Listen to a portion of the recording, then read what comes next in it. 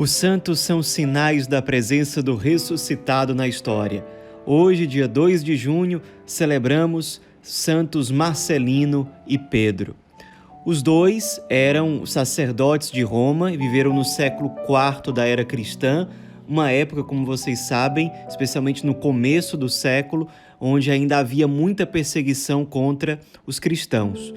Marcelino era um padre muito respeitado dentro do clero de Roma e Pedro, além de tudo, era um padre exorcista. Os dois acabaram sendo presos, algo que aconteceu com muitos cristãos naquela época.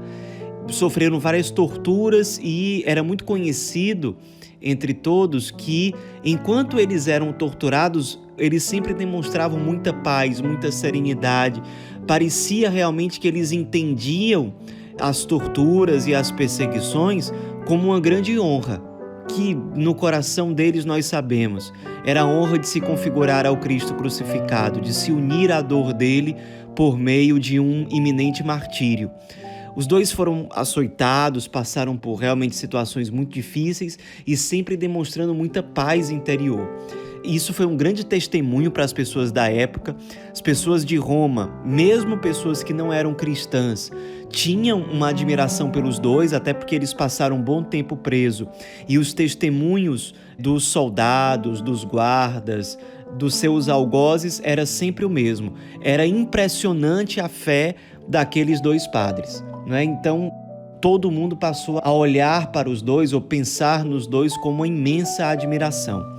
Havia um senhor que era o superior geral, digamos assim, da cadeia onde eles estavam. Seu nome era Artêmio e ele não era cristão.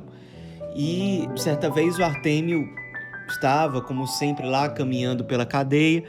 Quando os dois padres o viram, perceberam que ele naquele dia estava muito aflito, parecia preocupado e perguntaram o que estava acontecendo, por que ele estava preocupado. E aí ele expôs que estava com uma filha muito doente, inclusive uma coisa bem dura, ela estava tendo convulsões, uma doença bem séria, a família toda estava preocupada e ele estava muito abalado também. E aí os dois padres, Marcelino e Pedro, começaram a dizer a ele que eles estavam presos porque eles eram fiéis a Jesus e eles queriam falar sobre Jesus para ele, não é para o chefe da cadeia. E aí o Artêmio topou escutar a história e eles foram evangelizando, não só um dia, mas durante alguns dias. O Artêmio passava um bom tempo conversando com eles e eles iam explicando as escrituras, desde o Antigo Testamento até chegar na pessoa do Cristo, quem era o Cristo, por que ele é o Salvador. E eles chegaram no ponto em que eles propuseram ao Artêmio que se ele, sua esposa, sua família passassem por um processo de conversão, que Deus poderia dar à filha enferma a graça de ser curada. No começo, Artêmio ficou muito desconfiado disso.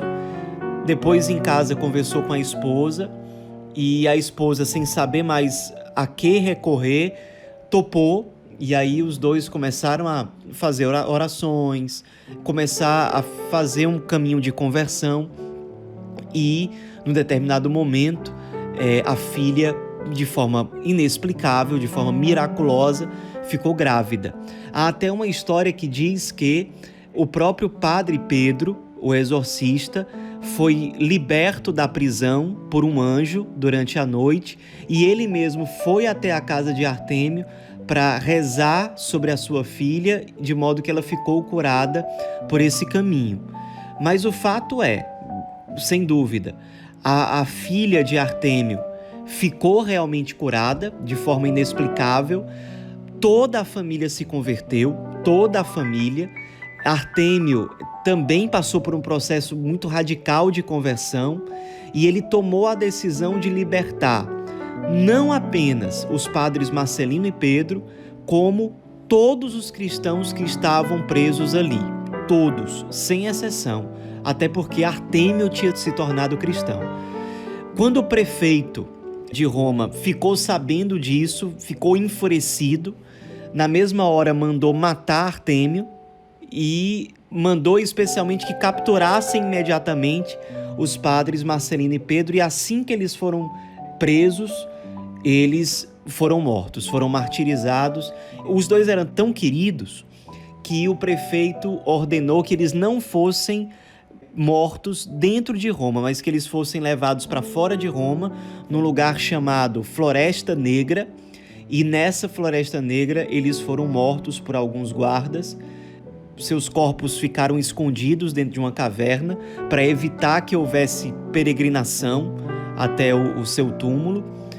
Depois, houve uma grande comoção na cidade de Roma com o martírio dos dois padres, e as pessoas mudaram o nome da floresta, de Floresta Negra passou a se chamar Floresta Branca, que na verdade era um grande bosque.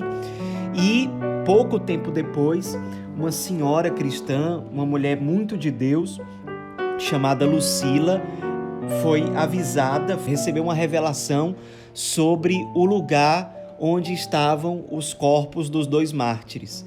E aí ela foi até a Floresta Branca agora, foi até a caverna que lhe foi revelada, lá encontrou os corpos dos dois, e aí os cristãos se mobilizaram, os cristãos de Roma, para pegarem os dois corpos, dar aos dois corpos túmulos dignos, fazer realmente um funeral digno, e de modo que aquele lugar se tornou um caminho, uma meta de peregrinação para vários cristãos.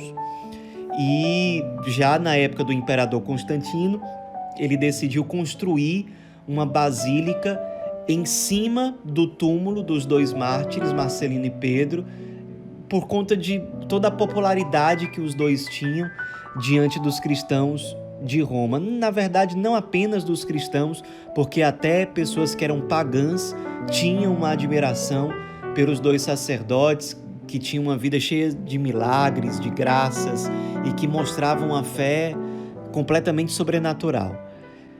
Dois santos que fizeram muita diferença no seu tempo, que pelo testemunho de paz, de serenidade, de confiança em Deus, atraíram muitas pessoas à conversão, sobretudo após a cura milagrosa da filha de Artêmio. Conseguiram converter pagãos, Artêmio inclusive, de modo que Artêmio arriscou a própria vida por conta do Evangelho, e são para nós um sinal, um exemplo que nos leva a refletir sobre como, dentro da nossa vida, na nossa situação, nós podemos seguir o mesmo caminho a partir dessas mesmas referências. Santos Marcelino e Pedro, rogai por nós.